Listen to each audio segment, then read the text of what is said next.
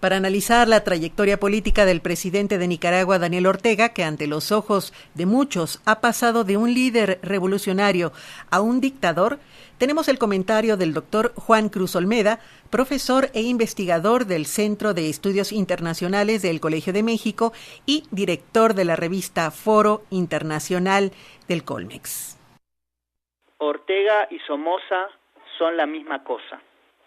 La consigna se ha multiplicado en las últimas semanas en las calles de Nicaragua, haciendo su presencia en manifestaciones, carteles, playeras y hasta memes en las redes sociales. La frase propone de manera explícita una comparación que en las discusiones y análisis se multiplica. El gobierno de Daniel Ortega se ha convertido en aquello que el propio líder dedicó parte de su vida a combatir: un régimen corrupto, autoritario y represivo. La historia de Nicaragua durante el siglo XX no puede separarse de la de una familia, los Somoza.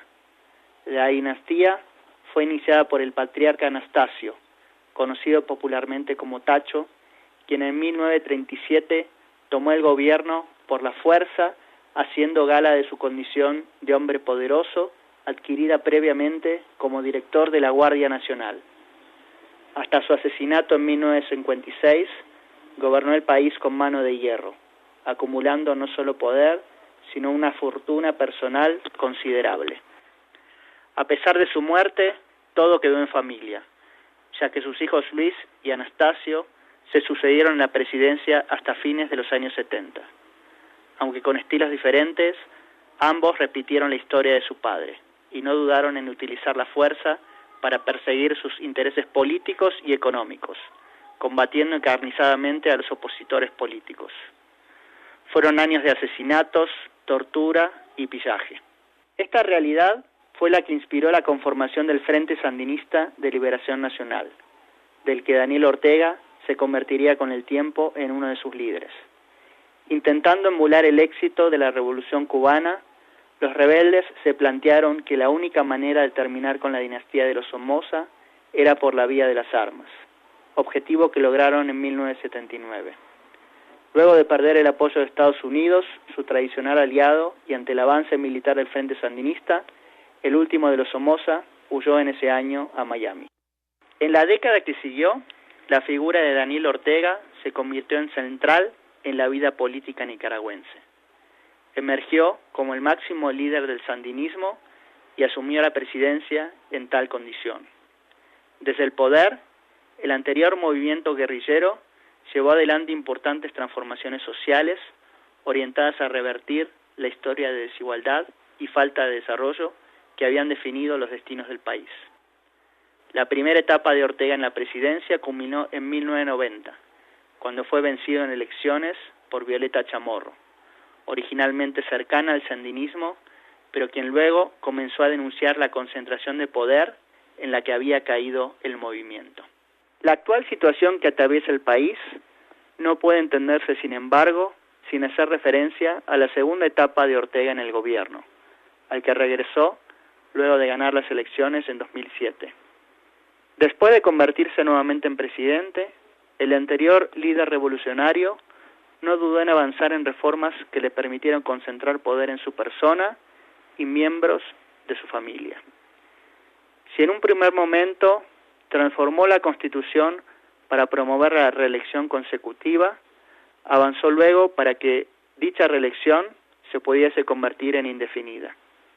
Esto le ha permitido permanecer en el poder de manera ininterrumpida por más de una década, algo que en la historia de Nicaragua no había tenido antecedentes sino en su misma persona y en los Somoza. En la última elección presidencial de 2016, que ganó de manera aplastante, Ortega incluso compartió la fórmula con su actual esposa, Rosario Murillo, a quien muchos definen como el poder real detrás del trono.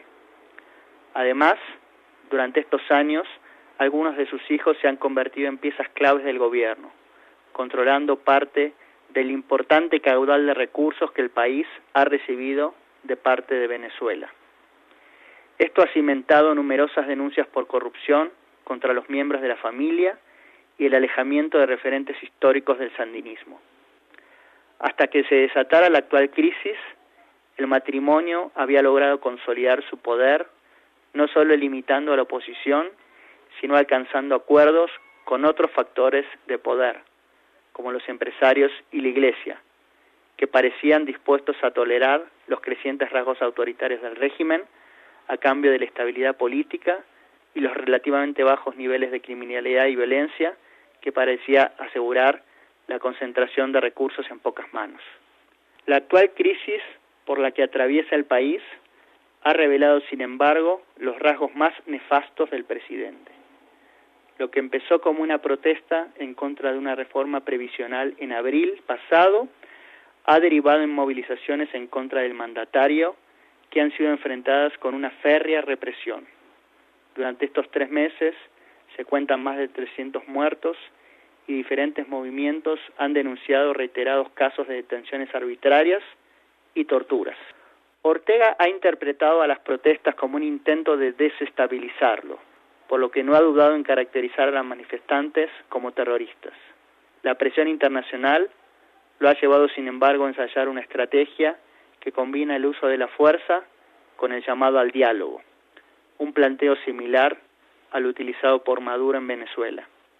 En la última semana, fuerzas del ejército, la policía y grupos paramilitares que responden al presidente han concentrado su accionar represivo en la ciudad de Masaya, que se ha convertido en unos focos principales de oposición al régimen. Es esta realidad la que ha potenciado la comparación entre el actual mandatario y aquello contra lo que una vez se empeñó en combatir. Lograr un cambio en su postura resulta por lo tanto inevitable para que el futuro de Nicaragua no vuelva a repetir el pasado. Para Radio Educación, Juan Cruz Olmeda, profesor investigador del Centro de Estudios Internacionales del Colegio de México.